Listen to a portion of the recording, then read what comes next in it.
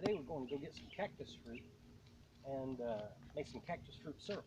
So let's go on down here and we're going to pick some.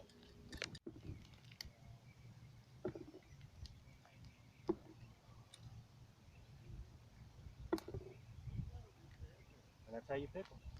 That way you don't get all the thorns in the finger.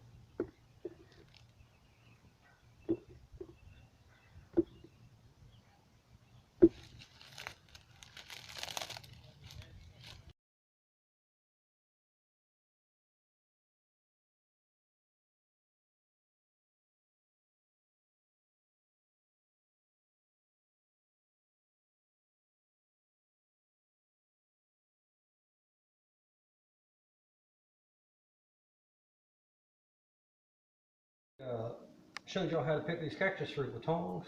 If you just hold them with tongs on a paper towel, because they're very juicy, looks like a beet.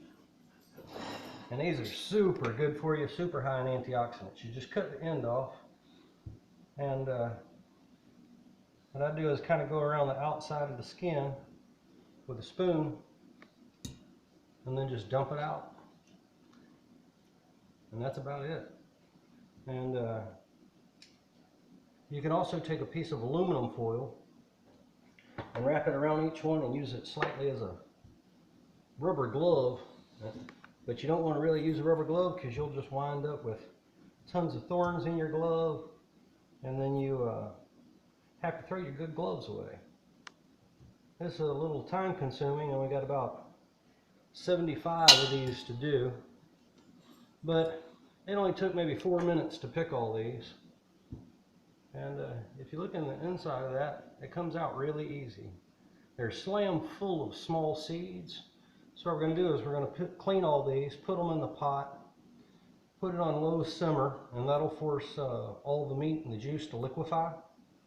And then we'll add our sugar and a little bit of pectin to make our syrup. So we'll see you all a little bit after I get all these cleaned. All right, we got all the cactus fruit peeled. As you can see how much juice is in that pot just by pulling the inside of the fruit out. And you can see why I lay down paper towels. Looks like a cactus fruit murder in here. But if I had not laid down those paper towels to cut them on, I'd have juice all over the counters.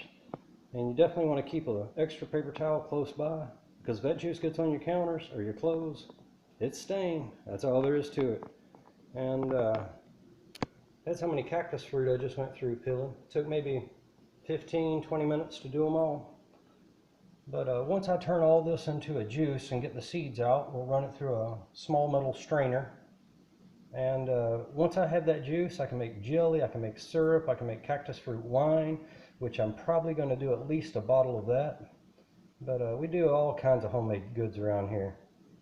A bit of a naturist and a survivalist, I guess you could say. Owe that to my lucky bloodline, living off the land. But anyway, we'll get this to simmer and we'll show you how we juice it. As you can see how all that fruit's emulsifying into juice. And I just use a spoon like this and I slowly mash them. Make sure all the juice and pulp's worked off the seeds. And then we'll run that through the strainer. I'll take the pulp and do this whole same process again and get every bit of the juice out of it I can. Alright, now we're going to switch to a solid spoon and a metal strainer. We're going to strain all this juice out. And just kind of mash it in that strainer. And you can see all those seeds. Like I say, you can simmer this 2 or 3 times by adding a little bit of water. And keep working that pulp until you get all the juice out. Once we get low in this pot, then we'll just tip the pot over on the strainer and strain it that way also.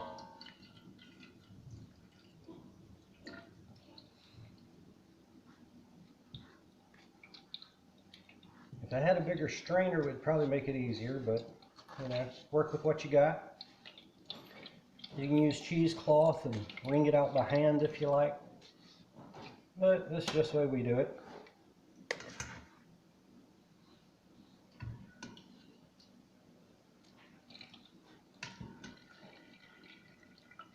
Alright, we'll be back with you in a few minutes after I get this strained, and I'll show you the leftover pulp and how much juice we get out of the first batch. Alright, that's the leftover seed and pulp after the first straining. You can still see juice coming out of it. So what we're going to do is add about 1.5 cups of water to it, re-simmer it down again, and keep working it with the strainer spoon and get all that pulp and juice from around the seeds. And this is how much pure juice we got. It's probably about 2.5 cups out of the fruit the first time. And that is pure cactus fruit juice. No water added, no sugar, no anything yet. So we'll be back in just a few minutes after this next simmer. And as you can see by adding that water and re-simmer and working it with a spoon, how thick that juice has gotten, and this is the second go around. And you can do this about 3 times before you get all the juice off the pulp. So take your time and get every bit of it that you can. The more you get, the better the quality. Alright, once you get your cactus fruit juice back warm a little bit, you don't really want to add this while it's cold. Just we're going to add about 3 cups of white granulated sugar. We normally only keep brown sugar in the house, but white sugar works better for making this type syrup. And just keep stirring it. That way it doesn't coagulate on the bottom. I can already feel it melting since it's already warm juice. And then we're going to add, I estimate everything, I guess you'd call it guesstimate, about 1 teaspoon of cinnamon.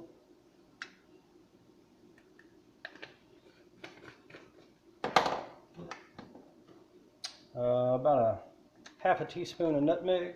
Whoops.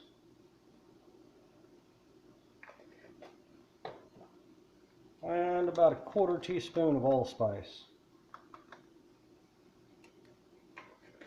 And what we're going to do is just simmer this down until, and stir it occasionally. That way that sugar doesn't coagulate. And we're going to simmer this down until it really thickens up nice. We might need to come back and add some more sugar, but I doubt it. And once we get it all married together with the proper amount of sugar, then we'll add a package of pectin just to keep it from getting too firm, because we don't want it to turn to candy in the refrigerator. So we'll be back in a little bit after this thickens up.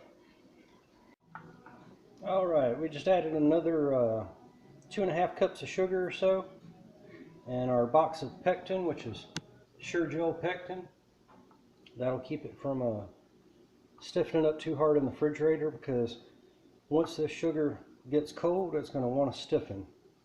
So you can actually get natural pectin in nature if you're picking a bunch of ripe fruit and you need to make jelly or things like that. Take a couple that aren't quite ripe, and since the fruit's not quite ripe, it has its own natural pectin in it.